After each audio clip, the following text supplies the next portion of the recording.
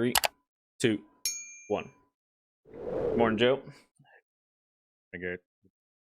Everybody who is tuning in for the second episode, we have made some massive updates to the podcast as far as audio quality goes. We have gotten Joe a mic, and he's got himself a camera. So this definitely make sure if you guys listen to the podcast here on Spotify, we also have the video version up on YouTube. And what we're going to be doing is taking some of these segments from the podcast that are really, I find really crucial or really good pieces, and we're going to be cutting them up into like 5-6 minute segments so you guys can share them with your friends, so you don't have to send an hour and a half, 2-hour podcast to your buddies. Like, don't get me wrong, people like podcasts, but they may not have an hour and a half to listen to a whole point to a story. But this is going to be something we're going to keep improving on, but I'm glad you guys tuned in for the second episode. Once again, I'm going to link all the socials down below. If you guys want to come check us out on all of our different platforms, we stream on Fridays, Saturdays, and sometimes Sundays, depending on the work schedule. And we also have this weekly podcast, Breakfast with TYR Logic, or TYR Logic Podcast, whichever you prefer to call it.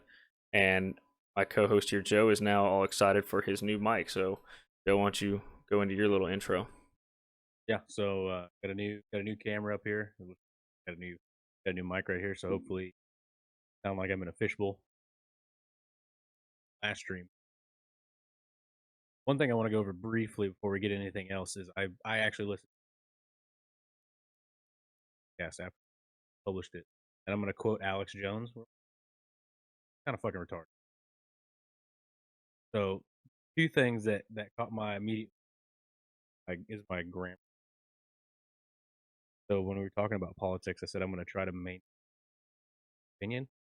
What I was trying to say is I'm going to try to maintain a non-bias. Exact opposite. I want to stay neutral. I don't want to be extremely opinionated. The other thing is when we were talking about koalas and brain. Brains are rigid. Rigid means like structurally wrong. Okay, it has Got hills and valleys in it. Not rigid. Those are two things that caught me. Bear with us. Kind of fucking retarded. We're gonna figure this out, guys. We're you're not coming here for a all-star performance podcast just yet. We will get there. Especially, I know some people enjoy getting on something real early, and I'm glad you guys that are getting on this early are gonna get to see this develop. I know that whenever I start doing a podcast or listening to one, I like to go back, especially if it's in somewhat chronological order. I like to go back and start at number 1 and see how they go. And even if I don't catch up with them on where they're at today, like you can't do it on the Joe Rogan podcast. The guy's got like 15,000 episodes out or something like that. But like on other on other podcasts, start in the middle. I'm terrible. Get some more coffee. Oh yeah, you're a monster. Hopefully this podcast is one day sponsored by Folgers, and see who wins that debate. Couple things happen. Dope if it. Hey, the day we do that, we will sign it, and Joe will sign releases of the podcast. We'll have like a podcast poster, and he will sign them and mail them to you guys if you want them. Also, so we have a couple things that we're going to go over today that are jumping all over the place. We're not going to have just a recap like we did last time, which recap worked out really well, I thought. You guys, once again, if you guys have comments or questions you want us to answer or things that you want us to go over in this podcast, hit me up on social media. Hit us up in the comments on these. I can see the analytics. If you guys leave a review, please leave a review for these podcasts. If you guys like them or listen to them for us, and with things we can improve on, good, bad reviews, that's fine. But the more reviews we get, the more we get pushed out to other people, and the more people that can join in this conversation. That's what we really like. You look absolutely ridiculous. For those of you who can't see on the podcast, please tune in at 4 minutes and 6 seconds for that ridiculousness. Like my forehead has a mustache. All right, we've lost him for the day. Anyway, so first topic I want to go over today in the podcast is the big hot trending topic around streaming and whatnot. Okay, so this kid came out. I don't know his name. I need to look it up, but I'm not gonna do people go look him up to cancel him or anything like that. So this kid came out with a masterclass. And everyone, if you don't know what a masterclass is, it's when somebody's very good at something, they charge you money to take a certain number of classes from them, and then they're supposed to make you sum up all the stuff that they took years to learn, right? That's generally how a masterclass works. It's usually in business and finance. Well, this kid came out with a masterclass for streaming. Like a shortcut. Yes, it's a shortcut. You pay for a shortcut, right? This kid came out with a masterclass for streaming. And by, that's okay. Like, that's not a bad deal. How he presented it on TikTok, though, was the problem. He came out guns blazing, and he said, I'm tired of all these other big content creators offering you streamer tips and all this other crap that doesn't work, and they waste your time just to get your views, and they're not providing you anything, and all these people follow him. He's like, I'm here to cut through all that, and I'm going to get you guys a masterclass to get you viewers and all this other stuff, and get rid of all those terrible content creators that are just wasting your time. And I'm like, oh no. I heard that, and I was like, oh no. I don't care if that's actually how you feel. Oh no. You don't. No. People lit him up. I mean, every content creator that I follow online had something to say about this. There were 2 that were very positive that I saw. 3, maybe. And I don't follow every content creator, so I can't speak for all of them. But this kid got annihilated. And what's one of the guys said, which, okay, so first off, I'm going to stop, and I want to hear your opinion on how poorly you know that probably went, because you know how big Twitch is.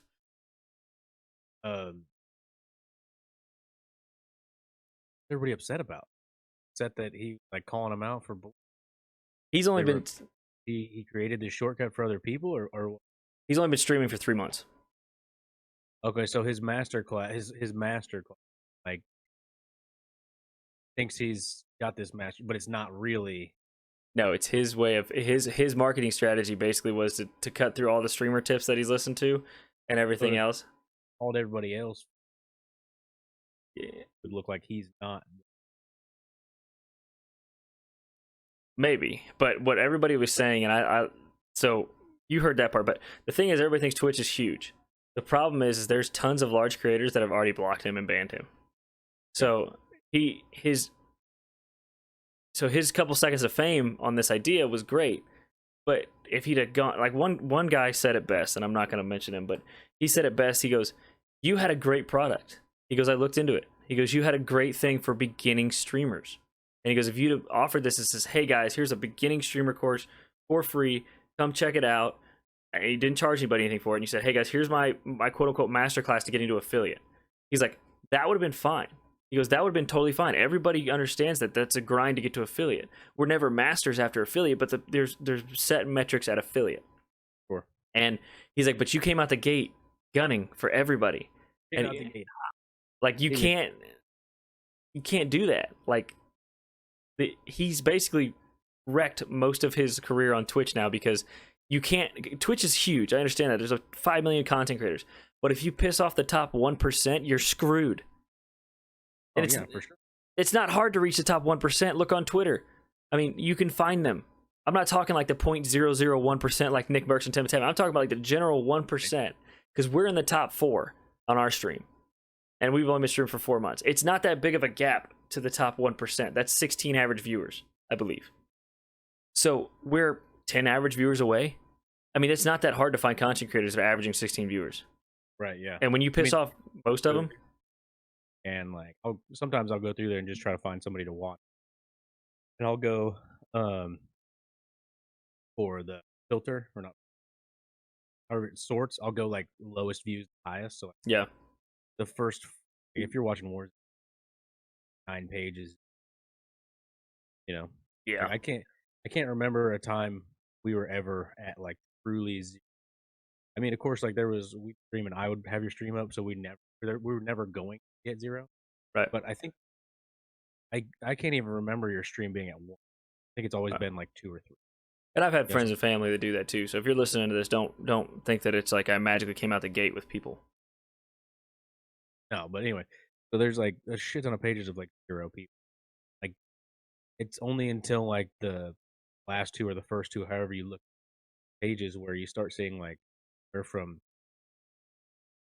15 all the way up to like, I don't know, Vader's got like an average. Every time I see it, it's got like 45,000 people. Yeah, something ridiculous.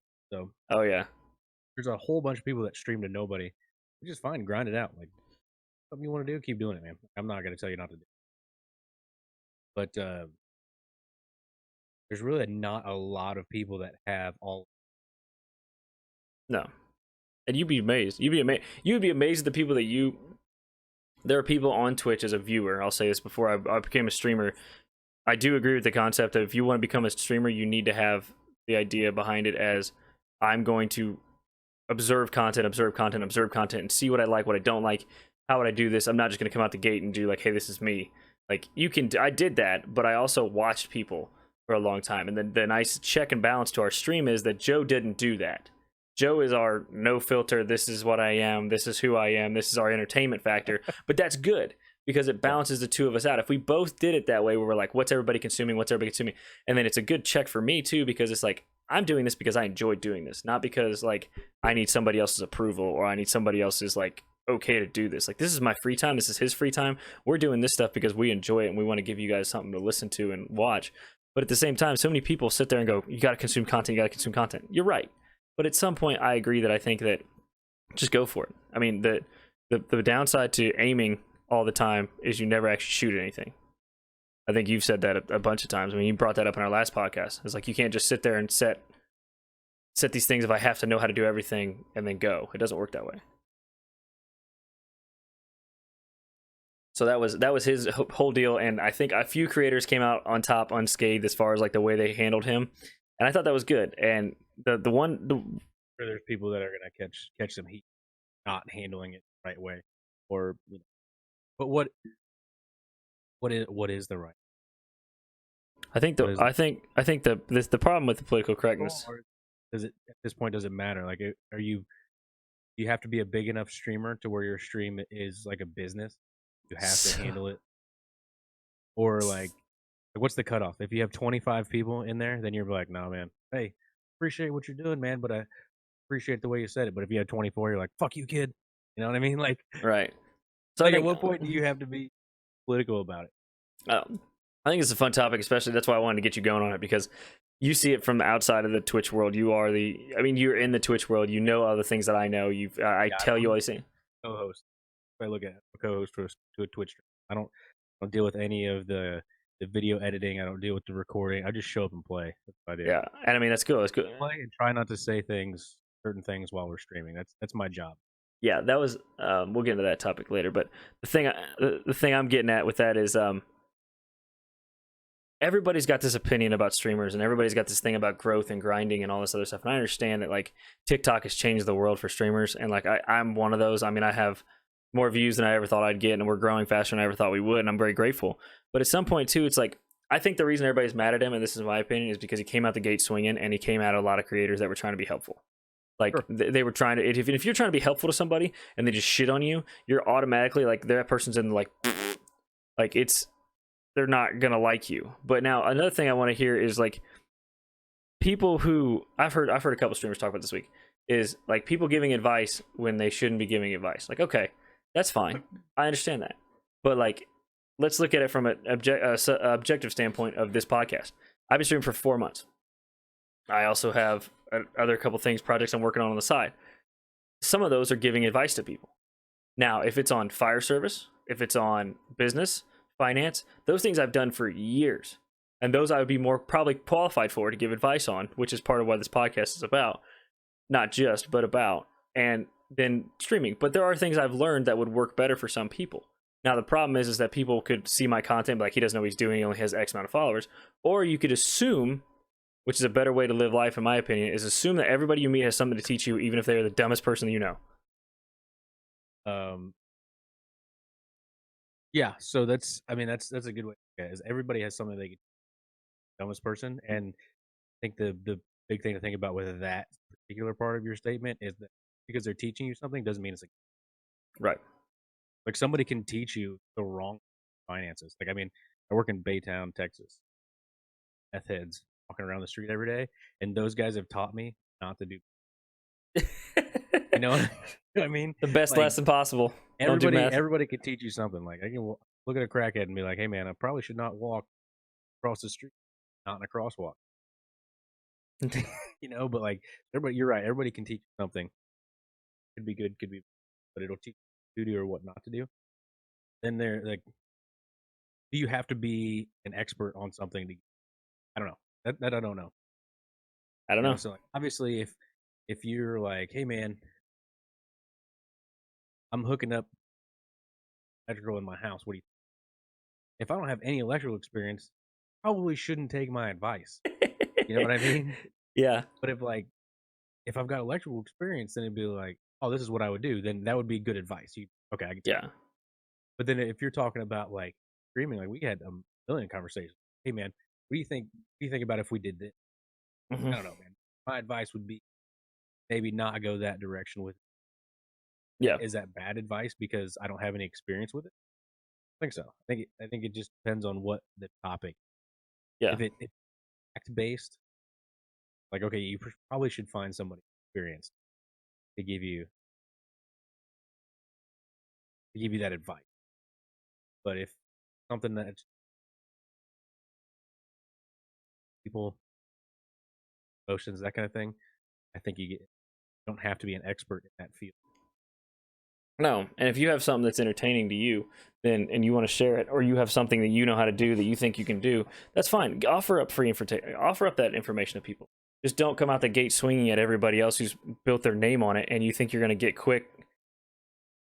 I mean, get there quick because you say, "Hey, this is my masterclass." Like you're going to get some people with that, man. But like, and I can't help but think that maybe he missed it by I think so. like if I'm one of those people that thinks about like the butterfly effect. You ever heard of the butterfly effect? Oh, I love the butterfly effect. Like, It gets maddening if you think about it too long. I know I do it all day long. Yeah. Literally think butterfly effect all day long. Like, man, what if I took 4 steps to get to the kitchen? I mean, it would probably be that's a lot of steps. If I took 15 steps to get to the kitchen instead of Yeah, that's way more down depth. and then I go down this rabbit hole where I'm like, dude, I don't know, bro. Like, am I wearing out my tiles too fast? My floor is gonna give out, or what? Too many steps on that tile. Anyway, See, so like, did this kid miss it by a week? He put this shit out there. It was like, look, I got this master class. You guys suck. I'm the best. How you win? And then everybody like jumped him. Oh yeah, no! I mean, what if he put it out like a week later, and then somebody who in the streaming world that just like picked up on it was like, "Yeah, man, this kid's got some shit." yeah. It was like actually like a guy who's well known. He's like, "You guys onto something." Would everybody have jumped him like that, or would they be like, "Oh no, you're right. This is pretty good." Yeah, You know I what mean, I mean? Like, did he miss it by like that much, or was it just yeah, because I mean, you got Dan Piana, not Piana. There's a guy who's worth like billions and billions and billions and billions of dollars, like quite literally the richest man on the planet. What? No. He made. I think he made Harvard more money than anybody else on the planet. Like in like a short term, he turned like I don't remember all the numbers. Dan Piana, I think is the name of him, but anyway, the guy does not do political correctness at all. Like he does not do it. I'll find it and we'll talk about him next time on the podcast because I find him really interesting. Or we might bring him up or I mention want him. to talk about that before I forget that guy, the goat, name something Smith. The goat. The guy, terminal ballistics guy, where he's like, Yeah. People, yeah. rifles Terminal ballistic guy. Got it. shotgun, right low, right range, will physically remove a chunk of shit from your opponent and put it on the floor. Yep, got it. That guy. So this guy, the cool part about him is he brought up the point. He goes, political correctness is a lack of your own security. And now, right or wrong, that is an awesome way to say it. Because if you go around the world trying not to hurt anybody's feelings or step on any toes, then if you hurt on anybody, go around and step on anybody's toes or worry about offending anybody, you're gonna go through life really stressed out and really upset. Now, that's my opinion. Statement again. Political correctness is a lack of security in oneself. It shows insecurity, is what the guy was saying, in the sense of like insecurity. I have to look it up. I'm gonna butcher that part up, but basically what he's saying is if you take so much time to worry about what everybody else is thinking instead of being real and being honest, like you can be honest and not be a jerk, is what he's saying. Sure. But if you take the time to like care for everybody's feelings and everybody's opinions, you're never going to get anywhere because you're spending too much time worrying about other people instead of what matters. Now, that is, I'm just saying that as a neutral stance because I heard it and I thought that was an interesting point, because we talk about like this kid right here, he upset a lot of people, but maybe that was his truth. Maybe that was his thing where it was like, I'm tired of all of you guys giving the runaround.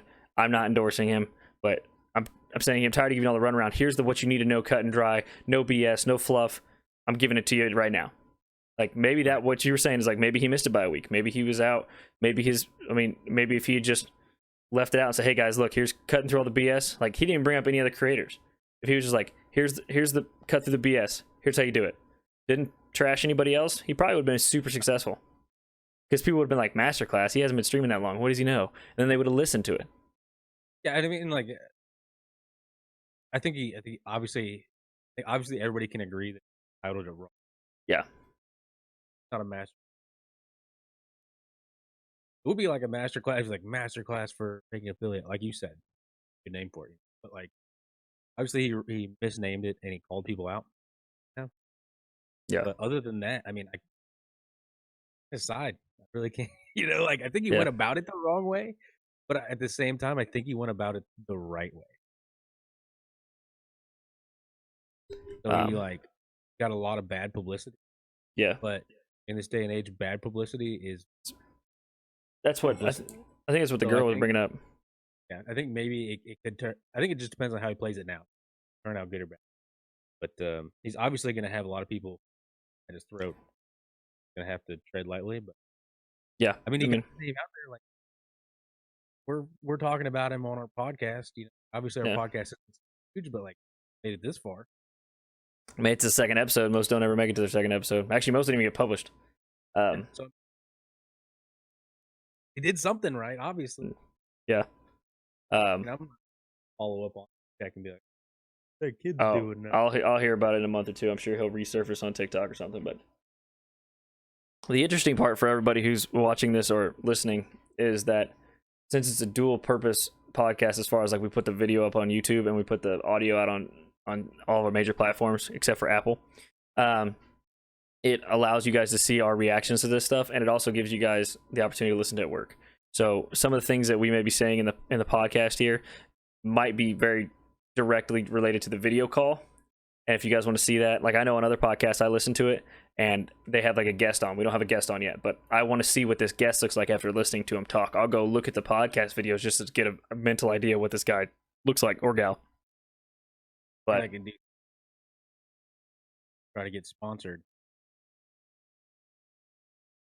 Favorite candle brand specific to Texas called Highly Fragranced Candle. Texas. This one's flavor Country Road. That smells like home. Gotta write this down as Joe's sponsor ad. Sponsor me. Dude, I know for real though. I do love these candles. The place I've ever found them is at HEB. Mm-hmm. Or know about HEB. You can find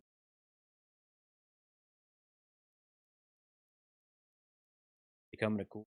This is not a paid promotion. Not at all. I got these. I've collected. Ooh, nice. What? All right, so that was my interesting thing that I wanted to hear your take on, because I know that you are not necessarily following along in the TikTok and the Twitch world and how everything's going on there, but I mean that's a fun drama-filled place sometimes. Let's see some other things that I don't see. What do you got for this? What's your first topic you thought of for the week? Thing that I want to talk about, the price light duty trucks. Okay. Through the because of this new thing with Biden. Yeah, like so they like first of all they've been right, $70,000 or whatever. I think it was don't quote me, 2017 Ford put out like an F450 like King Ranch whatever. It was the first production Super Duty like work truck that was over $100,000, $103,000. Don't quote me. I don't know exactly. Okay. Body style came out. Yep. That right there is.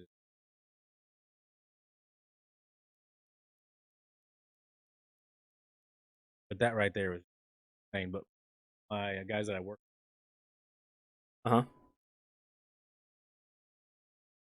telling me that the prices of just in the last, at like a 20 lariat, and it was 50 grand, something like that. And either way, in like 2 weeks, it jumped up like 10 grand. Jesus.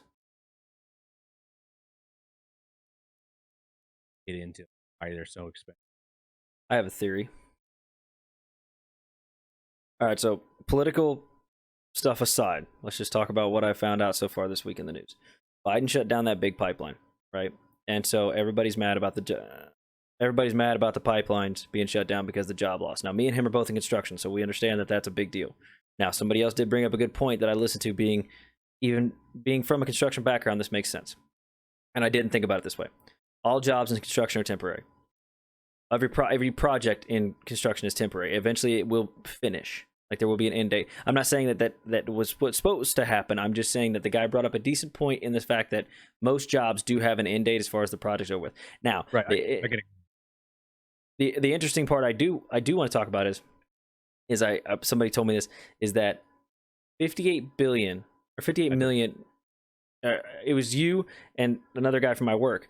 $58 million from Warren Buffett was donated to Joe Biden, and then Biden's campaign.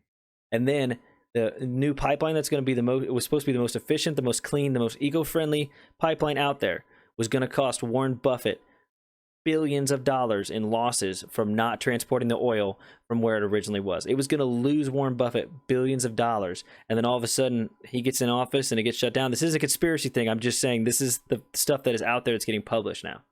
Yeah. So the guy that I'm working with now, the head lineman I got now, super into conspiracy.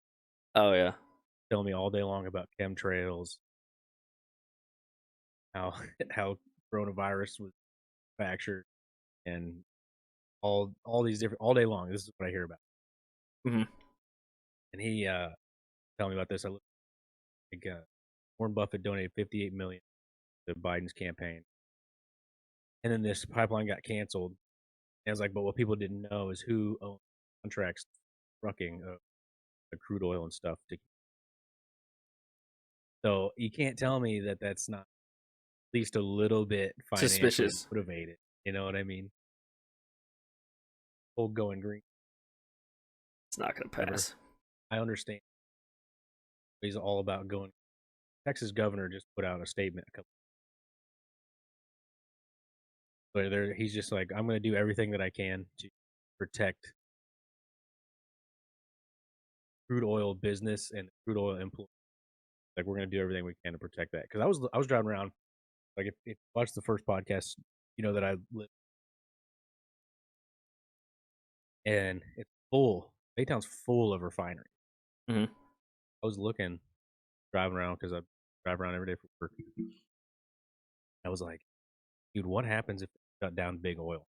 Like, obviously, it can't be like an overnight thing where they're like, okay, yeah, we're not using crude oil anymore, because they're not just going to be giving out electric cars, right?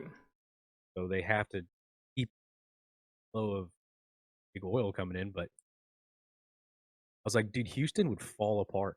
Yeah. I mean, what is Houston like? Every big city's got something. Like, mm-hmm. Houston was here because it's right on the bay, so it was a major ship. Yeah. Like a big, it's like ships over stuff to drop. Who knows how it works? But that's how it started, and then it became full refineries. That's what it is. That's what we got. How many people would leave if big oil got shut down? Big business people that welders, pipe fitters, people like me and you. Like, these refineries have their own linemen. Yep. To do all their work. We'll bring the power to them, but then they take it from there. Into the plants. Got pipe fitters in there, welders. They got safety guys. They got those big wigs and everything. Where are they gonna go? They're gonna leave. Yep. They're obviously, if big oil not here, they're fucking leaving. Right. Houston would fall apart. Pretty sketchy to watch. It'd almost be like a Great Depression 2.0 just in Houston. Yeah. Big oil. So all the traffic would be probably a lot. Yeah. So my opinion on all this is that this is all great and grand, and I'm going to kind of keep most of my opinion to myself, but I think that a lot of this sounds great on paper, And I'm not against finding a better way to do something, but I'm just going to use the farmer as an example here. Okay. So everybody gets mad at farmers for getting subsidies from the government, right? And everybody gets mad about them getting like bailouts and things of that nature, or like crop insurance and all this other stuff. What people don't understand is that, and this is coming from years of farming experience on both of our ends, and that's why I'll say this with a lot of confidence, is the reason the farms get subsidized is because they don't control their own profit or their own product prices. The government does. The government controls, and it also controls the supply and demand from other countries, because the reason for that is, and the reason why, like if farmers could charge what they would need to charge to keep in business without getting subsidies, we would not be eating hamburger all the time. I'm just telling you right now. Like you would be paying $8 a hamburger. I mean, some people are, but you get my, like that's a combo meal. But what I'm saying is the reason, yeah, fast food. I'm talking about like the reason why our food is so affordable in America is because the government makes it that way. And the reason why everybody gets mad at farmers and say, "Oh, you can't charge that," so they give them subsidies and all these other things. Like because of Biden's administration, from what I'm understanding, coming up, this is just something I heard online. I have to double fact check it, or I need to fact check it. But next month, dairy farmers are going to take a 25% hit in their income because of something that was signed into effect. And that's all I'm seeing all over the news as far as the dairy farmers go. And everybody likes milk, but because of the way things are going and the subsidies, everybody's getting mad, and he's cutting subsidies on dairy farmers and stuff like that. And that's a never do it. I could never be a dairy farmer. I mean, the amount of work that goes into it and all this other stuff. But all I'm getting at is for the people listening to this podcast is when you're looking into subsidies and you're looking into things to get agitated with farmers about, understand that they can't control their own products as far as the price. And if we had to pay full price like we do for every other business, we'd be eating a lot more vegetables. Is all I'm saying, because it costs. They're vulnerable too. Like farmers don't control their own price, and Garrett and I managed a wine farm. We had 27,000. I mean, there was one winter where we had a disease come in, and pigs were dying. Right, like can't control that. We can give them medicine and hope it helps. Who's to say? Like, as father-in-law burned up some crops. Obviously he got crop insurance, so he made his money back, but that shit happens. Tornadoes come through, tear your field, get some kind of a disease, mycoplasma infection in cows, and there's all kinds of stuff that you can't control, you can't see coming. Like we had the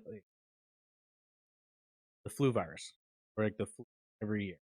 People decide whether or not the vaccine. So doctors, scientists, whoever, go to China, where the flu comes from, and look at what strains are prominent, and that's what they develop off of. They best guess of what's going to be. That's why sometimes you get a flu vaccine. Yep, it happens. You can't predict. Go over there, they make the best guess that they can. Farming's the same way. Like you do the best that you can. Try to set yourself up for success, but there's things that you can't see.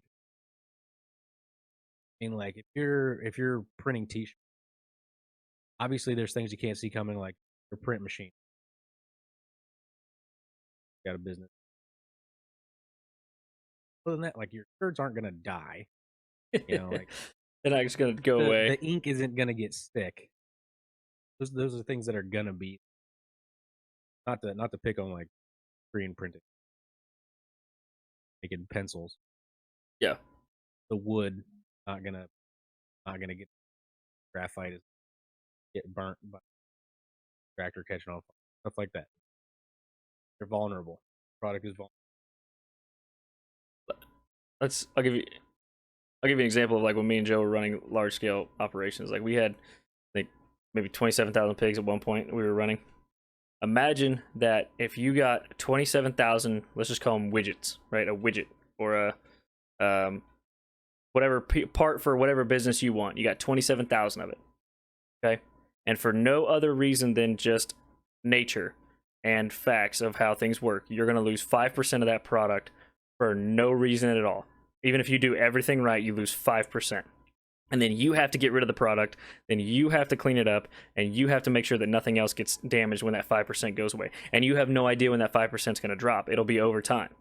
And that is livestock farming. And so you guys think like, oh, every baby pig that's born is going to go here and blah, blah, blah. No, you have a loss. And so I mean, we can definitely do a whole podcast on me and Joe's experience in livestock, and not a whole experience, but we can do a couple part series on our livestock experience and where we came from in that, and what we learned, and what our plans are going forward. If you guys would like to hear about that, please leave them in the comments below. But I will say that a lot of people get sold on a lot of different things in agriculture, and if you guys have a lot of questions for people who actually did it and who are not going to sugarcoat what's actually in the industry, please leave a comment. And I mean, it might get blown up. We might have the vegan lady coming after us, but that's fine. I'm okay with that. I actually, if I had, Don't argue about GMOs. I don't care. I'll have a discussion with the vegan lady. If she comes on and comes after me, that's just more publicity for the podcast. So Yeah, Gordon Ramsay's response to when the vegan lady called him out. yes, that was amazing. He's like, because it tastes good. Ate a burger. Yeah, love it. That's the fun part. And guys, also don't believe everything you read on like stuff about farming too. I'm sorry, I'm getting on the soapbox about that, but that's been something that's been there for a couple years, where they have the best marketing scheme for the U.S. government or U.S. consumer with this whole non-hormone, non-GMO thing going right now. I'm just saying it's the best marketing scheme I've ever seen in my life. Do your research. Yep. So, all right, next.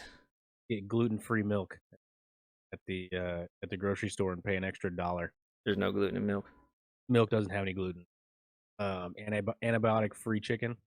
They don't get shots. You can't use antibiotics with chicken. Not gonna be able to buy. And if you grew it yourself, I guess. If you want to catch a chicken and give it a shot, I want a video. Send it to me, tag me in it, at me. I want to see you giving a chicken a shot, because that would make my day. And if you do it and I'm wrong, I'll feature it. But that is amazing. If you can give, because everybody says, oh, they give antibiotics chicken. I'm not catching 10,000 chickens and giving each one a shot. We caught 2,000 pigs in a day and gave them their vaccines, and that's a big enough pain in the butt. And they're this big, and a chicken's this big. Never want to do that again. Nope, not ever. Pay somebody else.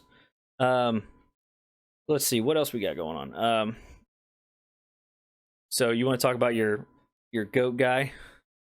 We can. You have another topic. Can go. Originally we were talking about truck prices. Truck prices. Sorry, go ahead. I jumped way off that. Yes, it is not like a necessary informational part. Right. Dealing with it, but no, looking at prices of like, I mean, I frequent Craigslist. Yeah. I'm laying in bed, can't fall asleep. Craigslist. Mm-hmm. My favorite things to look up is truck guy. Yeah. And there's like 8 or 9 aren't that bad. I mean, that's 2020. Yeah. And they've got like 108,000 miles on them and sold for like 35 grand. What? That means that was also a truck that anytime it was over 150, you knew you can get a truck for 6-7 grand. That's how it's always been. Talking about diesel trucks though. Oh, okay. Sorry, I'm thinking of gassers, and I'm like, if it's a gasser over 150, I'm not paying more than like 10 grand for it. I mean, I bought the F-150. I had 108,000 miles on it. Paid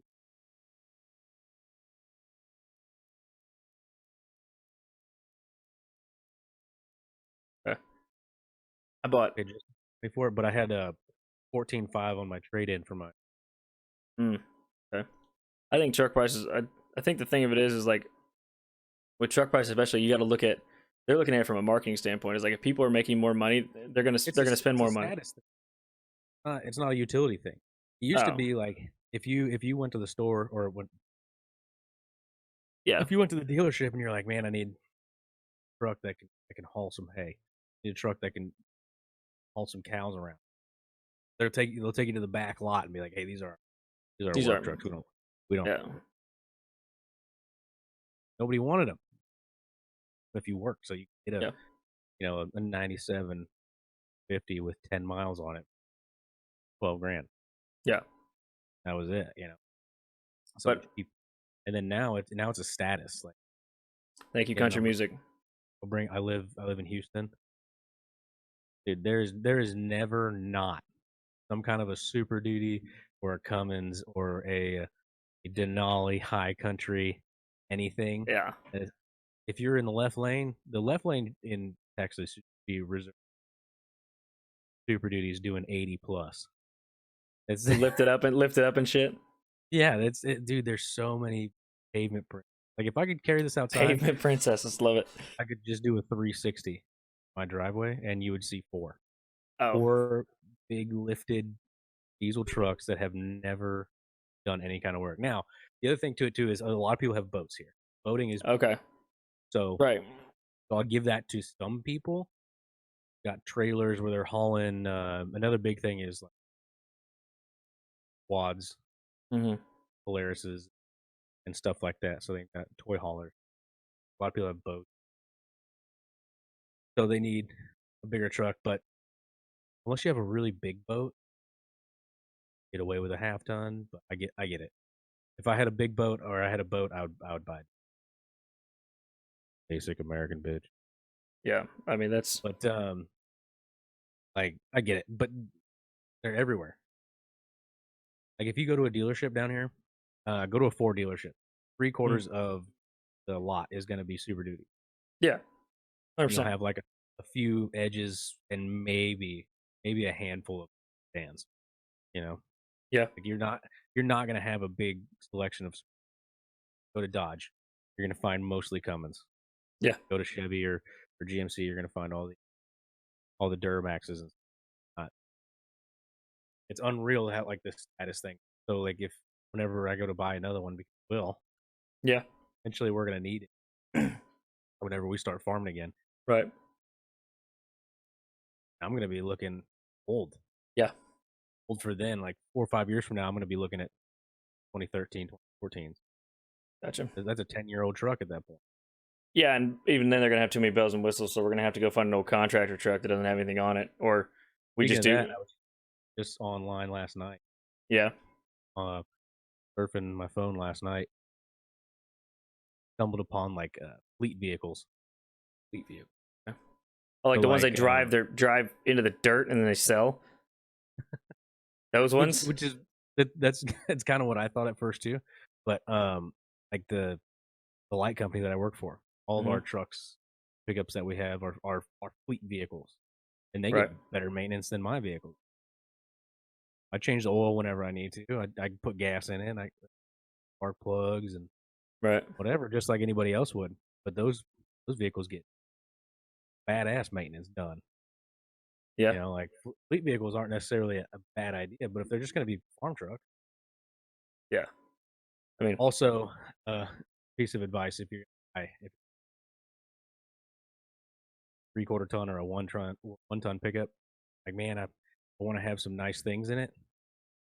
Like for Ford, just buy an XL.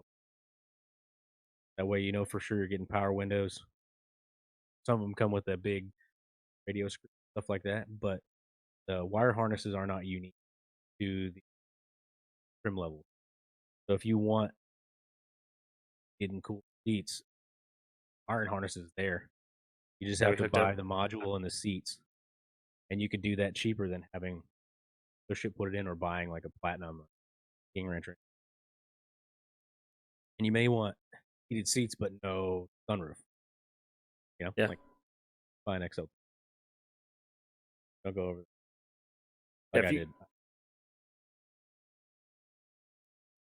It's great, but I'm not nice to my things. if you guys are looking into buying, Not worth me having a fancy ass.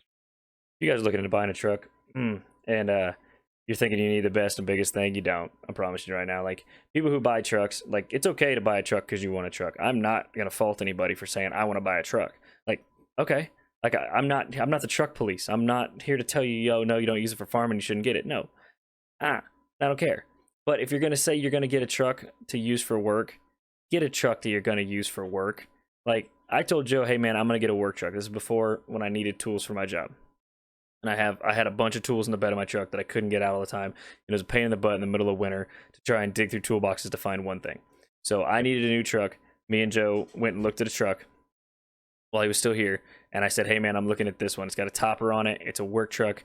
Everybody knows what my truck is in town. Like it's been the same truck I've had for 3 years now, and everybody knows it because it's the only white truck with a topper on it like that. And guess what? I got it. I used the hell out of it for work for 2 years or a year and a half. And then I got into a trade where I wasn't allowed to bring my own tools other than hand tools or whatnot.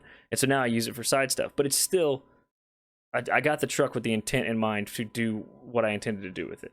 Because honestly, after driving a truck, I got a 2003 was my first truck, was a Dodge 1500 V8. Stupidest engine to put in a single cab short bed in the entire world. I had the biggest,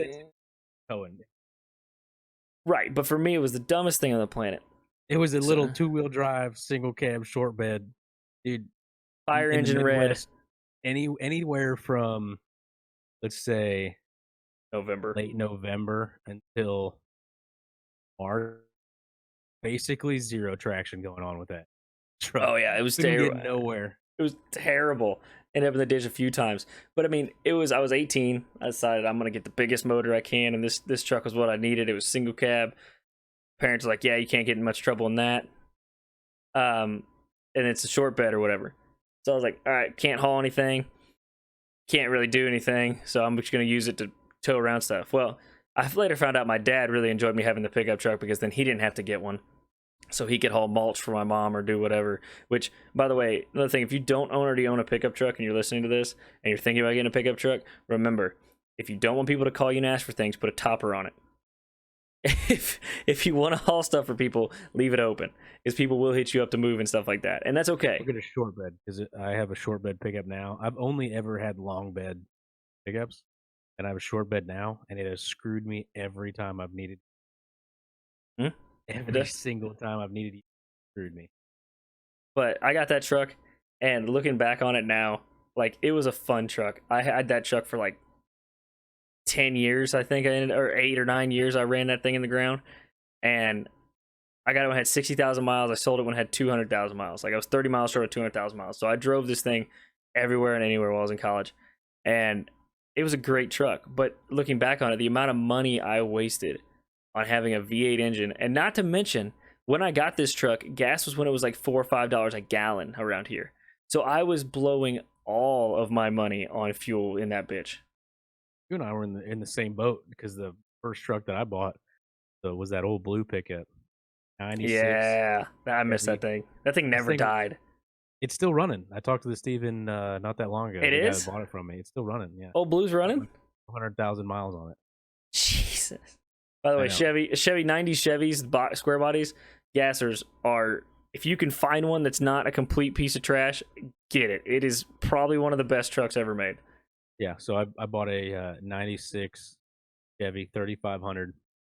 It was a single cab, long bed, 4-wheel drive with a 7.4 liter gas V8 454. For those of you who can't see on the podcast, I'm dying laughing because I'm listening to how ridiculous this sounds when we're 18. Yeah, so I called this guy who was selling it. Man, but I'm more person with me anyway. It's a long bed, so I can use full drive for when I. Yeah, that's perfect. So I called this guy up, and I was like, "What motors have it?" He's like, "Oh, it's a V8," and I was like, "Oh, it's got that 5.3 liter Vortec in it," or he said it's got a Vortec V8. Oh, it's got the 5.3 V8, and he was like, "Oh, yeah. Okay, well this it's a 5."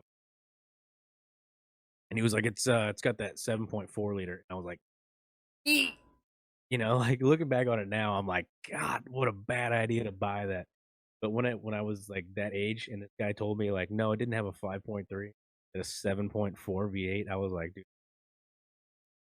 it's exactly what he did. And then what he did, not going back through long history ago, was he had to drive an hour to see said girlfriend at time. Oh yeah, the girl that I was seeing at the time, she lived right down the road. She lived like at the start of it, house, and then she moved an hour away. And he drove that big truck all the way down there and all the way back. It was hilarious. He blew all of his money. I would drive all the way down there, and then whenever I was driving, her parents would kick me out 9 or 10 o'clock. And then Yeah. I would drive all the way back, all the way up I-57 going 5 miles an hour because at one point in my younger years, somebody it was Wasn't me. Zach's dad, Greg, told me that vehicles get their best fuel mileage between 5 and 55 miles. Uh-huh. I was like driving 45 miles an hour. Semis are going around me. I'm just cruising. And it was I'm remembering right now. I had it had a cassette player in it. Yeah. So I bought that player that has Oh, the yeah. aux cord coming out of it. Just jamming along in there. But I didn't have an iPod that worked. So I had my old MacBook laptop that I had that sitting in the passenger seat, hooked up to the aux cord, and then I had a power inverter plugged into the cigarette lighter that was charging it 'cause the battery wouldn't last. I was just driving 45 miles an hour and all the way, like an hour. Well, it was an hour drive going the speed limit, so a half. But I would just watch that gas needle drop. Like Garrett said, this when fuel was like $4 a gallon. Yeah. Thing had like a 38 gallon, and the fuel pumps would cut you off at $100. Oh, yeah. You only got like a So quarter of your tank filled. being a 18 guy that knows literally everything there is to know, Oh, yeah. my infinite wisdom, I decided that instead of dealing with that the right way and maybe getting gas whenever I hit half a tank, that I would just have to deal with doing two separate transactions that I would run that empty. And the gas gauge was off. I found that out. The gas gauge was off. Yeah. Bought it. It had no gas, but it showed like an 8. Yeah, And of it's course. driving it home.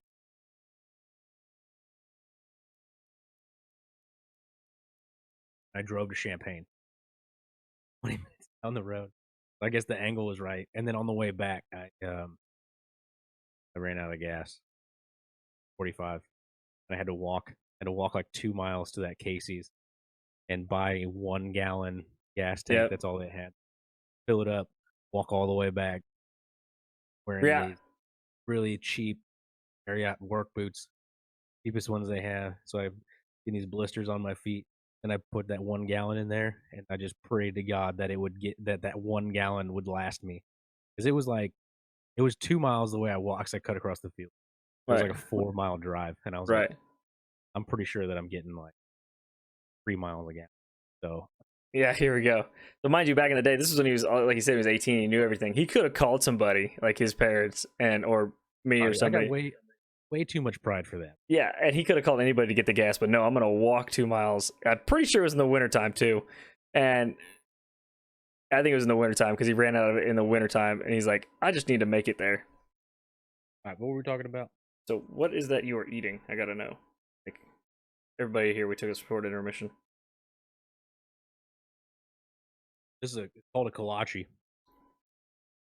the breakfast hot dog of the South. This one has ham and cheese in it. You can get them ham, cheese, jalapeno. You can get egg, sausage, bacon in them. They're delicious. Bread with Nice. Breakfast of champions or lunch, depending on what time it is. It's lunchtime around. We start these good morning conversations probably about 9 o'clock in the morning for anybody who's curious. We had to get Joe set up today, so that took a little bit of time, which is good. It sounds great now. But then we usually go until I don't know, probably about noon talking, and then we get you guys out your podcast. We had to take a quick Coffee. mission there. I'm smoking some ribs, so I had to go get smoker started to get heated. Yeah, and I had to go get some coffee, so I needed to put things in there. That's another thing, guys. 12 minutes ago. Ooh, that's another thing, guys. Me and Joe have recently got into. Well, Joe's been doing a little bit longer than I have, but like smoking and cooking meats on the grill and pellets and chip smokers and all that other stuff. If you guys want to have a talk about that, this isn't necessarily a barbecue channel, but we do enjoy cooking on the weekends. Today it's kind of not good weather in Illinois, so I'm probably not gonna smoke anything. I'm probably just gonna cook something on the grill or cook something inside because it's snowing real bad and it's kind of nasty out. Well, it's just not good weather to be outside in. Like 1 degree. You gonna put a sweatshirt on? Oh wait, you already got one on. Good, Uh, bro. You gonna put a sweatshirt on? well, yeah, last week's joke. I'm gonna put a sweatshirt on. Okay, do it. All right, let's see what else we got. So we were talking about trucks and how overpriced they were. Last thing we're talking. Oh, we're talking about first trucks. How bad of a decision it was for that that Ford you had there. But then I think, Then I yeah, went to a 2005 Chevy Durham, the 4-door long bed, and that was the beginning of my love of quad cabs. That was a 4-door. Dude, I will never. I should. That's bit me in the ass too many times. But I will always have or regret not having 4-door pickup. The way to go. Just it's so it is. I've really predominantly only had 2 doors on my trucks, and 4 doors are nice. But I had one. yeah, I had one 4 door, and I got rid of it after like a year. Up towing one. Okay, the injector was faulty, put in, and they warranted it and sent new ones, and it ran fine. We're not getting into that debate. We're getting into it. Uh, Getting so into it. I won't tell the whole story. Too embarrassing. here we go. As he takes his coffee down so he can just enjoy this whole moment he's having. All right, I'm gonna go back further than I said. I'm not gonna do the whole story, but I'm going to. So Garrett calls me, still in the Army at this point. Garrett calls me at whatever time. He's like, "Hey man, I'm looking at buying this truck." And at first I'm like, "Okay, man, what are you looking at? What are you looking at getting?" Oh, it's a 2004 F-250, and right then I was like, "Don't get it. Like, do not buy that truck." He's like, "Wow, man, it's really nice. It's a Lariat. It's super nice. It's 4-wheel drive." And I was like, "It's a 6-liter." And for those of you that don't know, 6-liters are like arguably the worst diesel engine ever produced, and that's because it was the European engine that was bought by National, that was bought by Ford. So it's like a third hand deal to put a motor in there, and it didn't work very good. The emissions didn't work very good, and it would fall apart. And I can dig into the issues of 6-liter. Somebody really, but like, don't buy it, man. He's like, "No, dude, the salesman told me it's a 7.3," and I was like, "If it was a 7.3, I'd tell you to buy it." But it's not. It's a 6-liter, 2004, 7.3 and 03. And then if I was like, "Ask him, make sure." Hey, said it's a 6. But he said that it's studded. It's got head studs. Okay, well, that's part of the problem, so don't buy it. He's like, "Well, I'm just gonna test drive it." And then as soon as he told me that, I was like, "Okay, he's buying this turd." I knew that immediately. Test drive it. So Garrett, wasn't the dealership in Iowa? yeah, right off the Yes, right this off the border. dealership is in Iowa. Garrett's living in far west Illinois. I'm only like an hour from the actual dealership itself. Okay, so then he drives this test drive. Usually, somebody test drives a pickup and they're like, "Oh, they drive it home." Maybe they let you keep it for a day. You drive it to work and back home. Garrett turns around and drives all the way to Chicago to pick your grandparents from the I airport? grandma up, yeah, and then drove her back to Rantoul. All the way back. Okay, so this is how far is it from your place to Chicago there? 2 hours. It's a 2-hour drive, Chicago from work. So then he turns around, drives. 2.5. Looking at my dog in the backyard. So then he turns around and drives 2.5 hours to town where from Rantoul. Grandma off, and then turns around and drives 3 hours back to where. So Garrett, instead of test driving, like somebody would drive it home, drive it to work. He drove like a massive road. I would say a Midwestern massive road. Yeah, it was all around the state. Yeah, for a test Pretty drive. much. I was like, The big old dude, square. if you don't buy this thing and they took the mileage down before you rode it, they're gonna be pissed. But Yeah. anyway, he ends up buying this thing, and I was like, it was a bad choice. Bad decisions were made. We're rolling with it. It's already done. And then he moves back home. I'm in college. He's working on a farm that's a lot closer to home. And we have this system where if Garrett or calls me or I call Garrett and then the other one doesn't pick up, it's either because either they're busy or whatever. If it's important, I'll call you back immediately. If I call Garrett, he doesn't answer, and it's something I need, I'll call him back right away. So like a couple of times where Garrett calls me, look at it and be like, "No, I'm in the middle of something." I'll call him back. Calls me back immediately. I'm like, "Okay, it's important." So I'm in class right now. Second phone call, so I step out. What is this about? And he's like, he just goes, "Hey man, what are you doing?" Yeah. I was like I'm in class, man. What? And he's like, need a favor. Need your help. Okay. Where are you? Oh, I'm at the U of I vet clinic. Yeah. And I was like, oh shit. So now my mind is like going crazy. Like he was delivering some animal there to get worked on or picking one up, got loot. Like it's running around campus. Like my mind's just going crazy. And I was like, I get all the way over. Like, yeah, man, my truck blew up. What do you mean your truck blew up? And he's like, well, I was bringing this one cow to the vet clinic. He was a big Here and girl. and everything. She was a big girl. It's a 250, one cow. I don't care if it's an elephant. And he's like, yeah, it starts blowing white smoke and then shuts off. And I tried to start it and now it won't even turn over. And I'm like, first of all, stop doing that. Stop trying to start it because you're going to hydro lock it, right? So at this point now I'm worried that it's got like a blown head gasket, vectors are failed, and now he's bent a couple rods. Ends up being just an injector issue. End up getting his truck loaded Thankfully. up on a trailer, haul it back to the farm, and then 2 weeks before you finally got the injectors ordered in. Oh, it was a project because Yeah. for charge, your cheap ass wouldn't just buy the injectors and then send the old ones in for the and get the refund. No, we had to pull the old ones and then send them in. Couldn't just do this all at once. No, we had to. It worked out all right though, because for the reason I say that it worked out all right, because and I know I'm getting that look, but the first time we had to pull them, it took 12 hours, and I was working 7 days a week, and he was working on the weekends too. So the only time we had was like Saturday after work until like late at night on basically Sunday morning.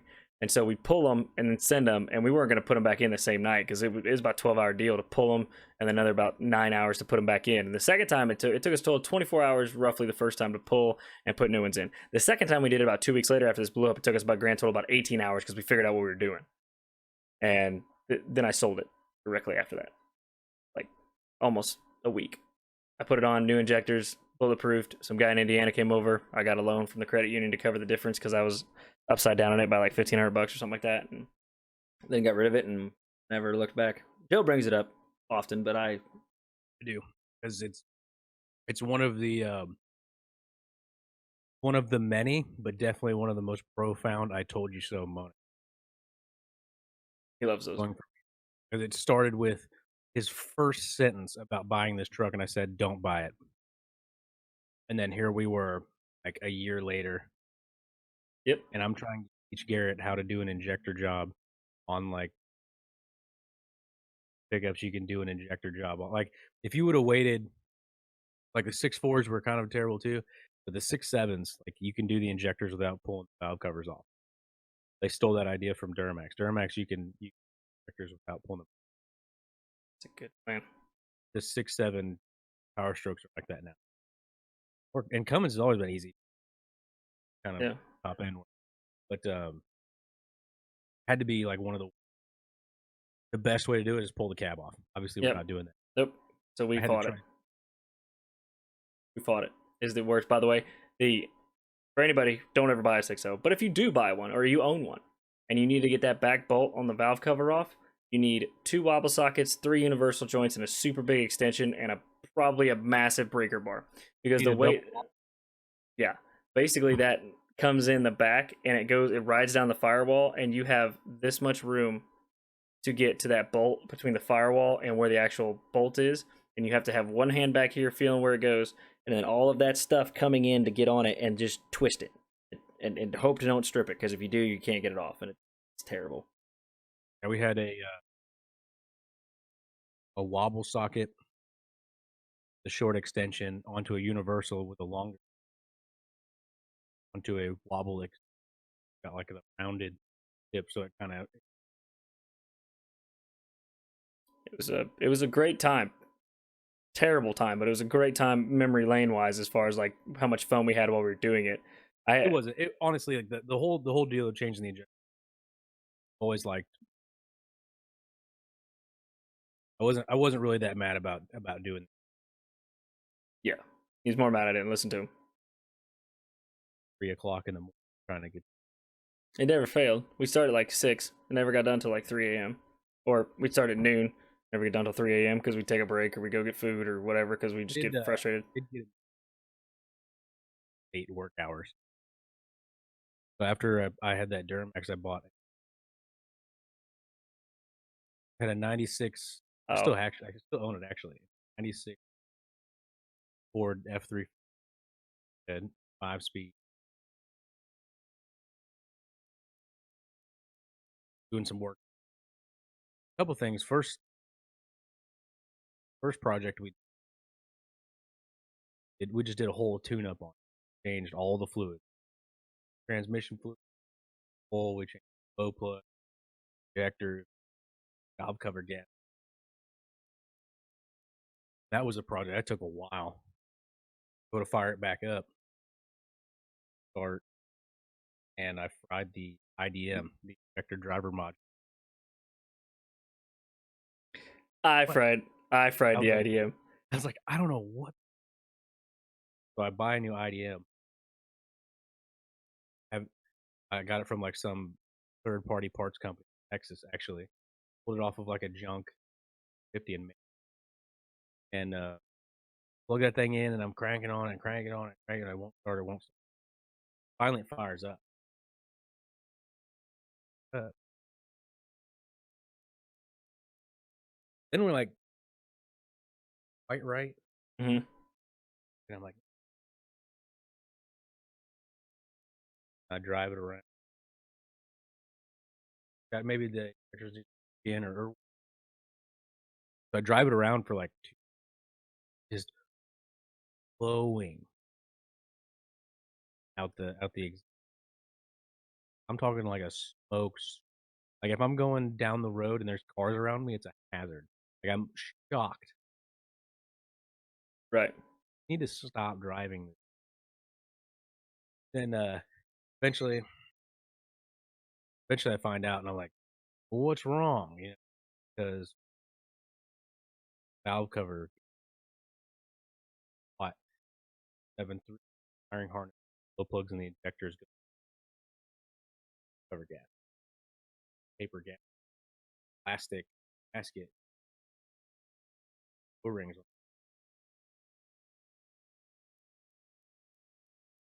Told Garrett, take a picture of this wiring harness before you cut it out of the old one, wire it back up the same. Well, Garrett being the G is, oh man, I did it. I did the driver's side. Garrett did the passenger side.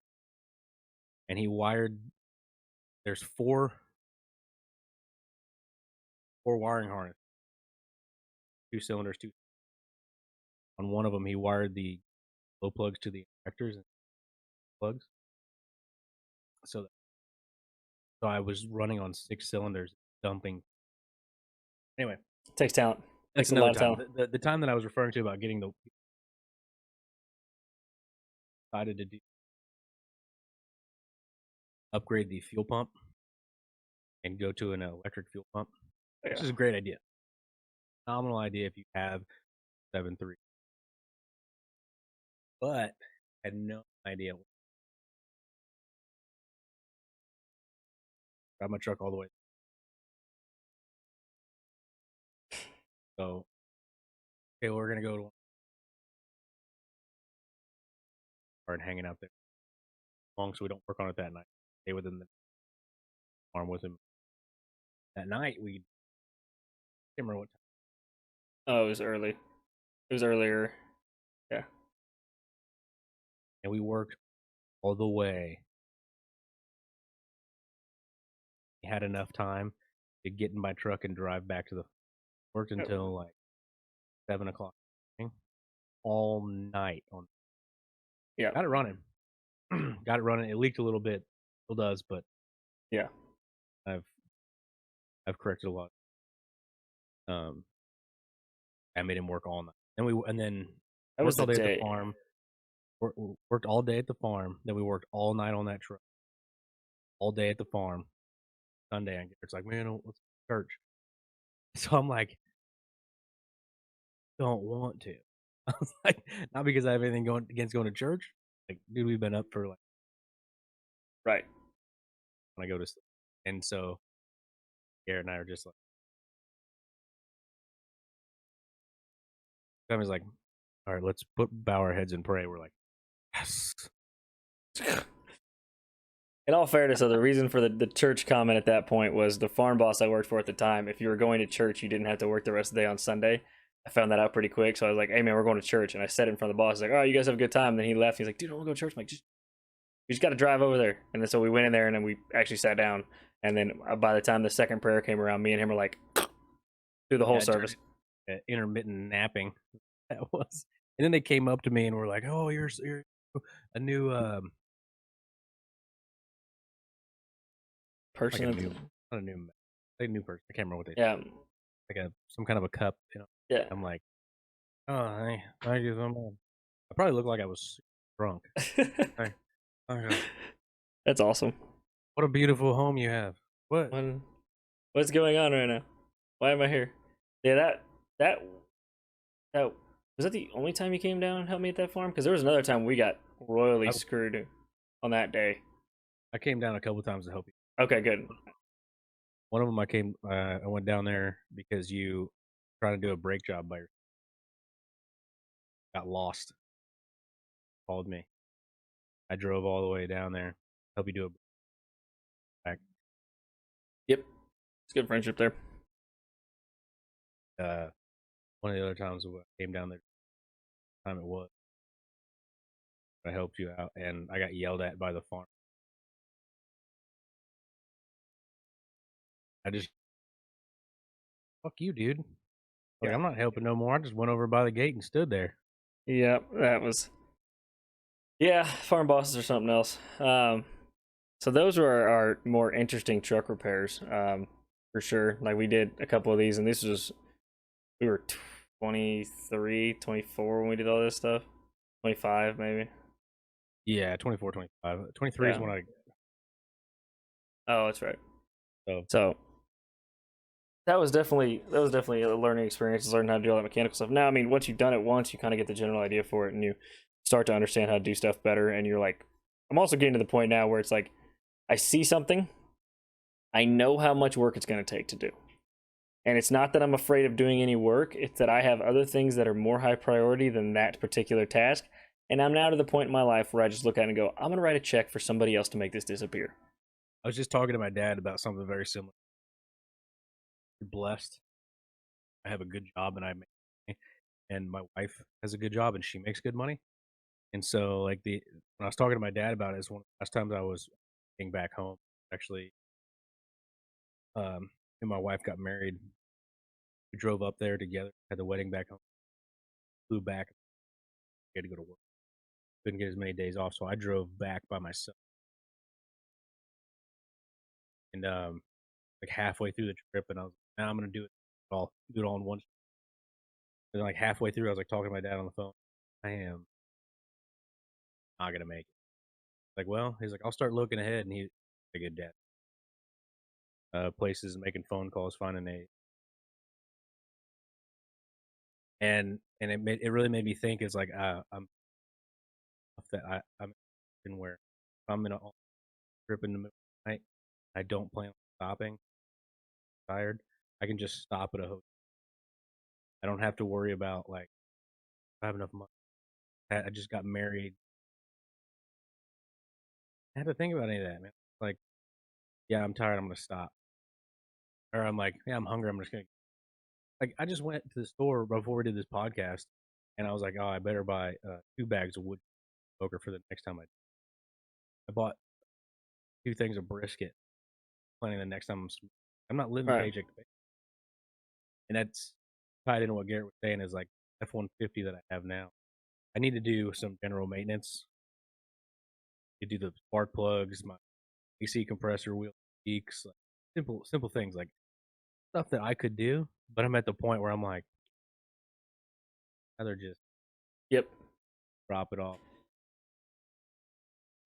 And pay That's for it. I it, mean, man. hey, I never understood that when I was younger. When I was like, I don't know, 18 to 25 or whatever, I could never say, I'm like, why are you paying somebody to do this when you can do it yourself? Like, it's, and mind you, I had more free time than I do now. Like, you're always so much smarter when you're 18 to 25 and you have everything figured out in the world. Just, you do what you want. You don't have responsibilities. You're not married, blah, blah, blah, blah. But now I'm like, I could never figure it out. I'm like, why are you guys paying for people to do your stuff? And then now I'm like, yeah, no, take my check. Here you go. How much do I owe you? Um, so I used to hate. I'm gonna talk about this too because it brings back. We're talking about grocery shopping. That goes along with this.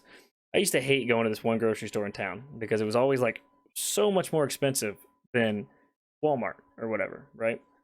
And I'd hate going there, and because I'd always shop at Walmart, so I know the prices at Walmart pretty well. From like I always bought usually the same stuff, and I go to this other store, and it was always so much more expensive. And I'm like, this is stupid. I'm not shopping here. I'm not going to do that.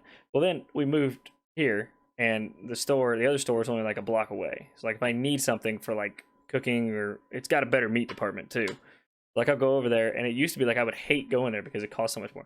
Now I'm just like, I gotta go get like 2 things, 3 things for food, or I'm gonna go get food to smoke, whatever I'm gonna smoke today from this place. And my wife asked me, she's like, I thought you hated going there. I was like, I just don't want to deal with Walmart on a Saturday.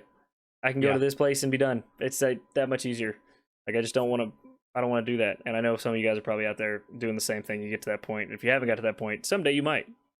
And don't confuse this with settling because we still have a bunch of other stuff we do. It's just occasionally you get to the point where you're like, nah, it's not worth my time. You start weighing out what is worth your time and what's not worth your time. The sooner you do that, the better off, I think. Yeah. And I mean, like, sometimes I can't. Right. But like, not that too long ago, my wife and I got a puppy. Go about, Hmm. and she chews on random shit. So she chewed up all of the corners of the windowsills, carpets, Hmm. several rooms. She also chewed drywall like she did. And we're renting. Like this isn't the house that I fix that. We made the decision yesterday to actually move out of this place. Like I'll probably hand those sills drywall, Mm-hmm. but the carpet, like call a guy. Hey man, Yeah. like got a dog and tore the carpet up in here in like several days. It's not big areas, but and I made it worse last night too, playing games and I hadn't seen Morgan in a long time. Yeah. I didn't know what was going on, so whenever we got off of here, I went to bed. I was like, capping out bed, and I was like, Morgan's at. Go all the way upstairs, and our bedroom door's closed. Cool, make shut the door so the dogs won't get in. No, she left the door open, which is fine, but Morgan got in there and shut the door behind herself. So she was trapped in the bedroom. Hours, She got hours. bored. Yeah, so the carpet right in the doorway. Tried to pull that carpet. Yeah. Yep. That's the fun But part about that's dogs and one of those rentals. examples where it's like, Pay for somebody else to take care 'cause of I this. was thinking, I was like, well, I'll get in these closets. I'll pull carpet out of the closets, to the living room, or I mean, in the dining room. That now, that call I got. Just gonna call a guy. I'm done with this. I'm over it. It's yeah, no kidding.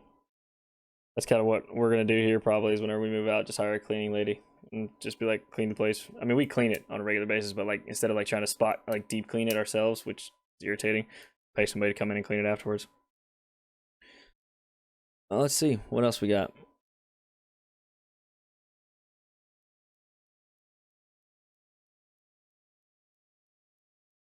Yeah, I mean that's part of the way.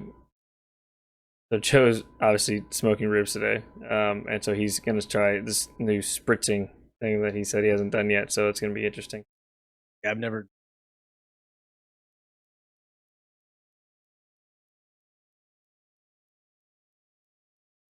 I don't even know if I have a right. It's in concoction. I've got water, apple cider vinegar, sauce, and somebody's gonna and be like, "What the fuck?" Yeah, no kidding. Hey, I try it and I don't like it. Then I try it and it's delicious, then I do it every time. I'm out. Yeah, I mean, other than that, I mean, to paying for somebody for work, and then the trucks that we've gotten. I mean, that's pretty much gotten us up to the day on the vehicles and what we're doing now for that. I mean, the the nice part about being in the trades and learning how to do stuff is you can kind of do most of the stuff on your own, depending on what it is. Like I won't touch electrical, but I will hire somebody to do electrical, or my whoever I know who will do it. Figure out something to work. Pretty easy to do.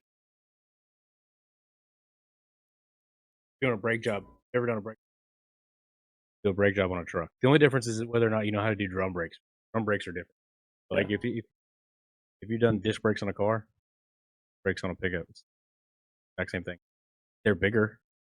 Mhm. Same concept. Bleeding the brakes works the same. Like we did the injectors on your 6-liter. If we wanted to do the injectors on a truck, Mhm. the only Yeah. difference I think that they have like one injector is bigger than the rest. Oh, it's got a lead injector or something like that. It was only on some of them. Gotcha.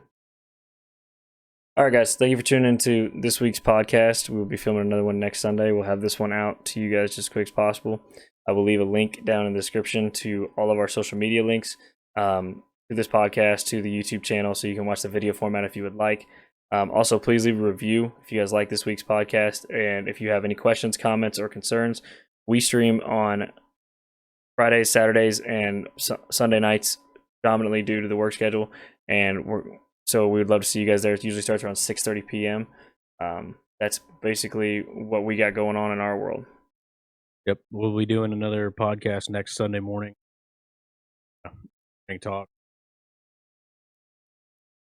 You got something you want us to talk about? You got a comment or anything? Something we should change? Something we should try out? Let us know. This is just the beginning, so we got plenty of time to talk about whatever. Hit Garrett up, guy. I don't have the socials Garrett does, so you're probably not gonna be able to find me. Mm. Let him know and let me know, and we'll appreciate y'all hanging out. Spend at least an hour with us. Yeah. Talk about whatever. Hope you guys get some enjoyment out of Garrett's stupidity. You guys have a great rest of your week. We will catch you on the next episode.